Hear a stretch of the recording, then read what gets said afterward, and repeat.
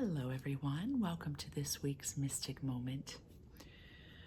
I have been, actually, it's been a couple years now that I have been exploring in new ways within myself childlike curiosity.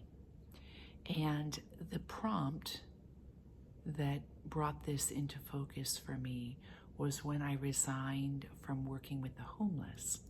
As many of you know, during the lockdown, I turned to working locally and served as part of a nonprofit helping myriads of people. And it was a very powerful experience. It hits upon a very deep compassion that exists in me, and that is the compassion for us human beings wanting to know where we belong. That's a big one. It's been a journey for me, and it increases my empathy for all of humanity. However, the nonprofit world, and at least this sector of the nonprofit world, it was very rigorous and laden with all sorts of layers of undeveloped skillfulness in dialogue and team building and all sorts of things like that. And I was simultaneously working with individuals that were so passionate about the cause. So there was a redeeming energy to it, but it was gripping in many ways. And when I resigned, I decided to take 5 weeks in Mexico. And what came to me as my primary focus was to reconnect with my own childlike curiosity. So that's the focus today, is curiosity.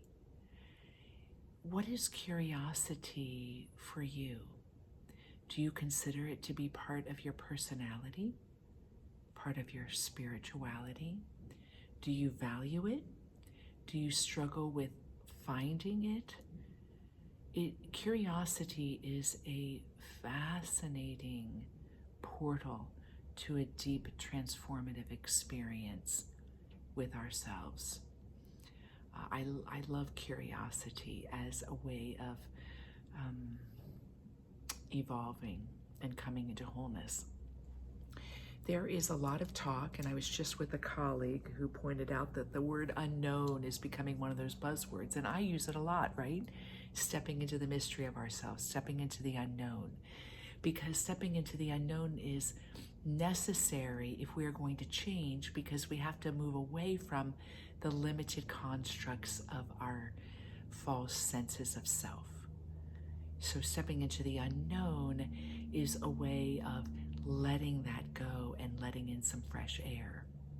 But when you hear that, that can feel effortful, right? Or scary. Curiosity is the way that we do that.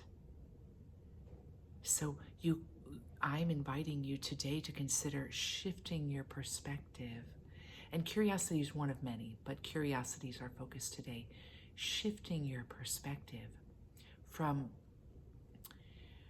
stepping into the unknown versus living from a place of curiosity.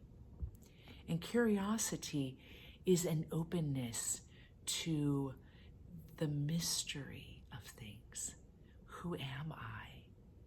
And when we do that from a place of curiosity, it's play and not work, isn't it? Wow, who am I? What is this life? It opens with awe and wonder. It's an act of reverence and not rebellion. When we inquire from this place, it's actually like a worship of the mind. I like that phrase, the worship of the mind.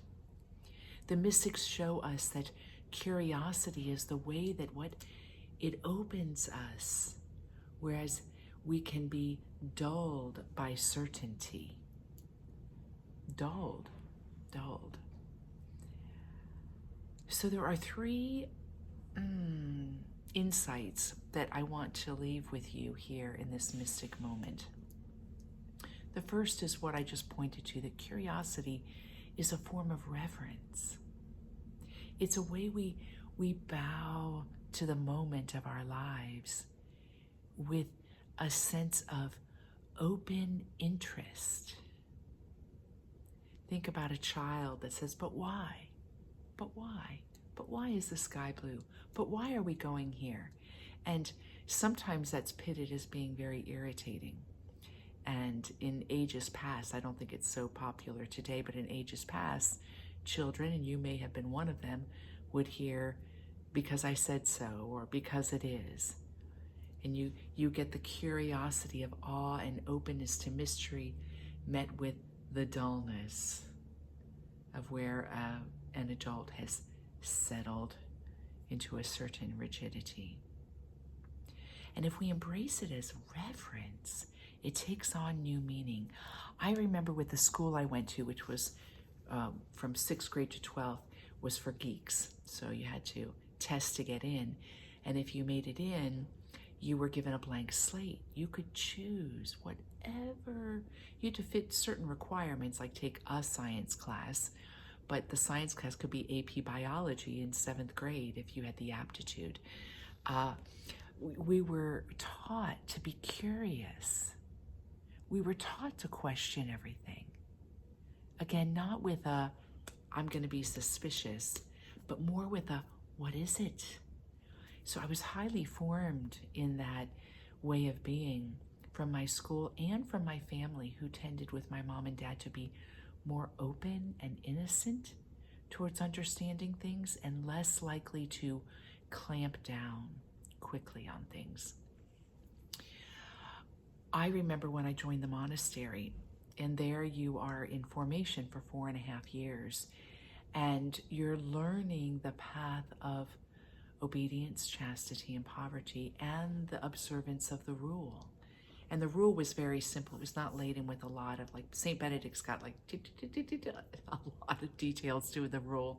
Carmelites, it's very simple rule. But you get the interpretation of the rule, which set me in a community that was highly rigorous with detail around obedience. And everything was seen as obedience. I remember early on, a lot of it I grasped and didn't have questions about, but there were certain things that I didn't understand why we were doing them. And I remember one pivotal time asking the leader in the community to help me understand the why. And she completely misunderstood.